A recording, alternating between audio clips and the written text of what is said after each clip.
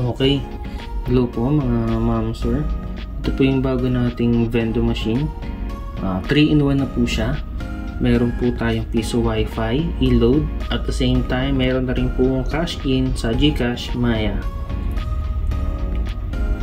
Dalawang system po ang gamit natin sa kanya. Kiosk type na po siya. Sa piso wifi, ang gamit po natin is Ado Pisoff. Then sa e-loading, sa cash in is the Foxtech. Okay, pakita ko sa inyo kung paano siya gumagana. Try muna natin sa load, sa globe. Ito. Sa number nito. 0956 958 6527. Enter lang natin yung number. Then lalabas yung mga promos ni Globe. Ganun din sa ibang network. Lalabas kung ano yung mga promo na available. Try natin sa regular load. 20 pesos. By the way, sa CoinSlot, nag-a-accept na po siya ng old and new piso hanggang 20 pesos po.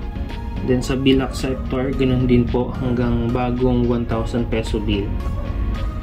20 pesos na regular load, enter lang natin. Kung mapapansin nyo po, ang load is 20 pero yung babayaran natin is 25. Yung 5 pesos po doon, yung po yung markup. Adjustable po siya, depende po sa owner kung magkano yung gusto nyong iset na markup. Try natin itong 20 pesos and 5 pesos. By the way, kung mapapansin nyo, isa lang yung CoinSlot natin. Both system gumagana po siya. Unlike sa ibang build, yung CoinSlot nila is dalawa. Yung isang CoinSlot para lang sa piso wifi. Then yung isang CoinSlot para lang sa e-load saka sa cash in.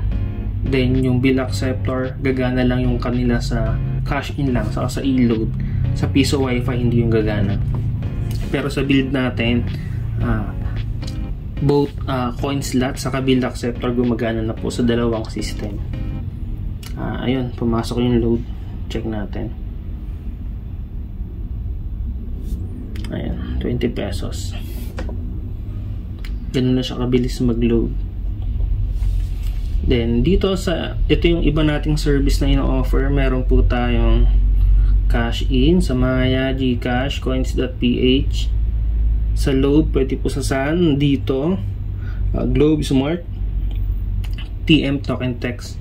Then meron din po tayong GSAT, Signal, Sky, Kurente Load, prepaid po siya ni Meralco. Then okay, try naman natin sa piso wifi kung paano siya gamitin. Sa device po natin, connect lang po tayo sa wifi. Open natin yung wifi. Ito, yung name ng Vendo ko is piso wifi. Click lang natin, connect lang tayo. Then automatic may magpo-pop up. Or yung iba, diretso na sa portal. Click lang po natin yan.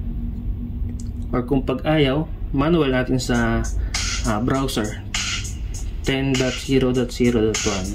Okay.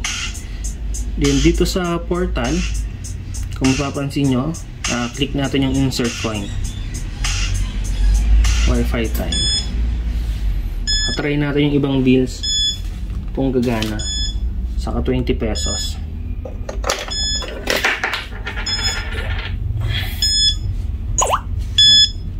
$50.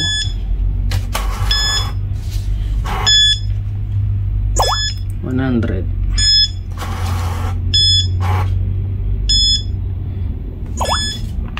200.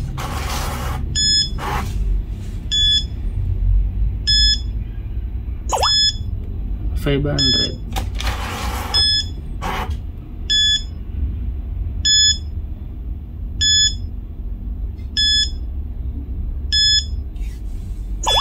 1,000.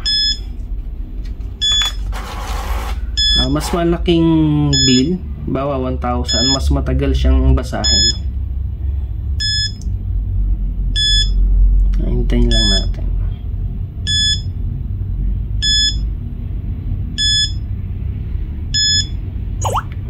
Okay na, binasa lahat. Then click lang natin yung I'm done paying. You are now connected to internet. Okay, connected na. Try natin sa YouTube.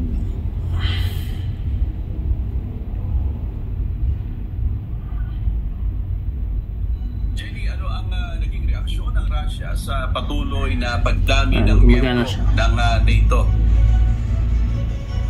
Sherwin, bagamat isang meaningless step ang Ayun, ganun lang po siya kadaling gamitin. Pag may inquiries, chat lang po kayo sa Facebook po natin. Okay, salamat.